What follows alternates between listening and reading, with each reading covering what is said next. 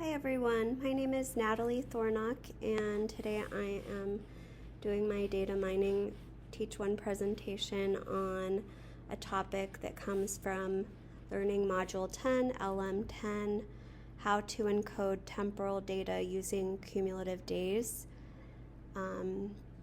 This is a relatively simple topic, but is pretty foundational to all of the temporal data mining that we'll do in Learning Module 10 when we focus heavily on working with timestamped claims data. And so throughout this presentation, I'll explain what cumulative days are, why we use them, and how this encoding prepares raw claims data for predictive modeling. So I think it's important to first cover why temporal data matters. So just to highlight a couple points, claims data represent a patient's medical history over time. So obviously understanding the order of events is essential for pretty much any type of analysis. And because events happen across multiple years, we need a clear way to measure what happened before and after a prediction point. And one challenge is that raw claims timestamps make this process difficult. And so we need a consistent time structure that can reliably build temporal windows or train supervised learning models that depend on chronological sequences. So just to share an example from our data set, each claim uses two fields to represent time. So in the sample example on the slide, the year and the number of days into that year. So for example, year 1, day 40, year 2, day 10, and so on. And so this format works fine within a single year, but then can become confusing if we need to compare events across years, and so or variables across years. So a claim on day 10 of year 2 actually happens after a claim on day 300 of year 1, but as you can see, the raw values don't show that clearly.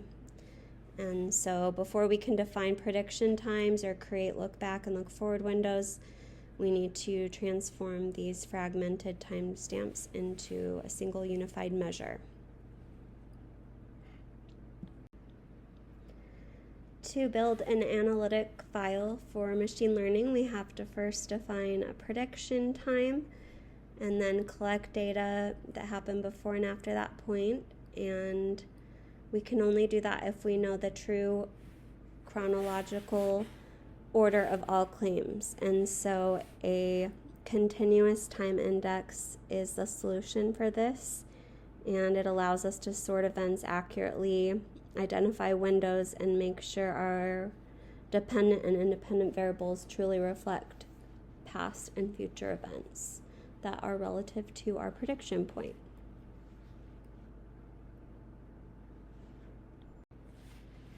And in this slide, I'll just briefly cover the cumulative days formula. So cumulative days convert each claim into one continuous number that represents the total number of days from the start of year 1. So the formula that we use in Learning Module 10 is year minus 1, then multiplied by 365, plus the claim days value. So for example, as you can see in the bullets, on day 17 of year 1, it becomes day 17 on the timeline.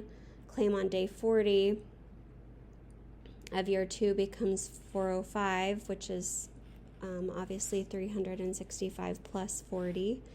And then a claim on day 10 of year 3 becomes 740. And so This relatively simple conversion gives us a single chronological timeline across all years of data.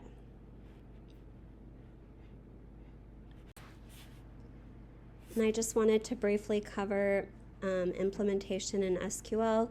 So in LM10, we practice and implement this transformation by adding a new column called cumulative days and then updating each row using the cumulative days formula. And because the year field is stored as text, it has to be converted into a number before applying the formula. So once we update that, each claim now has a cumulative day value that represents its exact position in the timeline. And so with this in place, this allows us to properly sort claims, identify prediction times, and consistently build temporal windows for modeling. And just to emphasize why it matters, so whether we're anchoring a prediction time to a hospitalization or selecting a random time point or generating multiple random prediction moments or sliding a window through a patient's timeline, all of these methods require that we have a continuous measure of time. And so without cumulative days, it would be nearly impossible to determine which claims fall within a certain number of days before or after prediction time. So like I mentioned before, even though this step is very simple, it really is important and to making sure we're accurate with any of the temporal data mining techniques that we practice. And just to summarize, raw claims data store time in a fragmented way that works fine within a single year, but that method breaks down across multiple years. And so knowing that we have the option of cumulative day encoding, this allows us to create a unified timeline that allows us to order events correctly and define prediction times, also construct look back and look forward windows for machine learning. And so it's a critical first step in temporal data mining and also helps further analysis possible. Thank you for your time.